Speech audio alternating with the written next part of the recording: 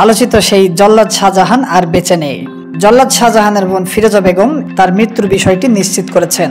এরশাদ শিকদার থেকে বাংলা ভাই, যুদ্ধাপরাধী বঙ্গবন্ধুর খুনি সহ ফাঁসিতে ঝুলিয়েছেন ভয়াবহ ২৬ জন খুনিকে। টানা ৩২ বছরের জেল জীবনে অবশেষে মুক্তি পেয়ে এই তো কিছুদিন আগের কথা, নিজেকে নিয়ে গিয়েছিলেন সামাজিক যোগাযোগ মাধ্যমের নানা তর্ক বিতর্কের শীর্ষে।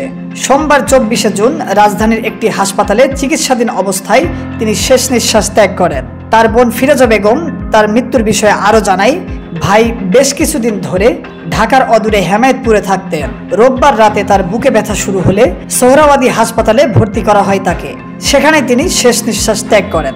এর আগে ১৯৯১ সালে আটক হওয়ার আগেও শাহজাহানের নামে মোট ৩৬টি মামলা হয়। এরপর এর মধ্যে একটি অস্ত্র মামলা, একটি ডাকাতি মামলা এবং আরও ৩৪টি মামলা চলতে থাকে। ১৯৯৫ সালে তার সাজা হয় ১৪৩ বছরের। অতঃপর ৮৭ বছরের সাজা মাফ করে তাকে ৫৬ বছরের কারাদণ্ড দেওয়া হয়। ফাঁসি কার্যক্রম ও সশ্রম কারাদণ্ডে সুবিধার কারণে সেই সাজা ৪৩ বছরে এসে নামে।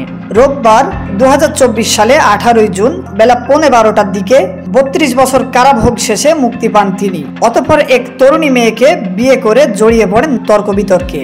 News depend, Dhaka.